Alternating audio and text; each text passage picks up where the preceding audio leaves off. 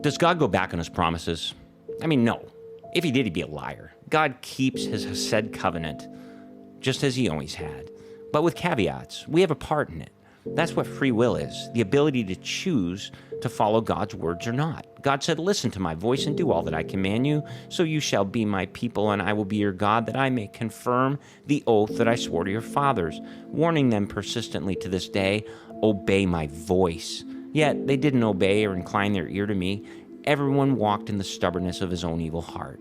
Listen, God fulfilled his promises like he always did, but the men didn't fulfill their promises to him. They went after gods that served them.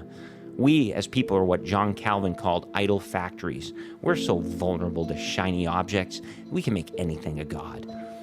Jeremiah said, as many of the streets in Jerusalem are the altars you set up to shame, altars that make offerings to Baal, the sex fertility god.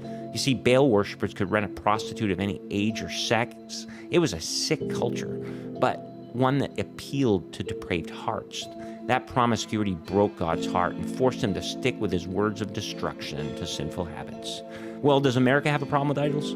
When someone who plays ball makes millions and is venerated as a hero, we got a problem. I saw Post Malone and Jelly Roll a few nights ago, and it was like a worship service on a Sunday morning. Tears, the waving of the hands, the dancing, the intense singing, the nice clothes, even a t-shirt that said, "Marry me, Posty." And Posty's a married man. Jeremiah would say it's all for foolishness and stupidity. A singer, an actor, an athlete should not be worshipped, but our culture necessitates it. I'd be a heck of a lot more comfortable being a fanboy of a wounded service member who defended the freedoms and the liberties that you and I hold dear here in America. But soldiers are nominalized and singers are worshipped. What in your life inclines your ear more than God's gentle whisper? Insecurity can be self-worship just as pride can be.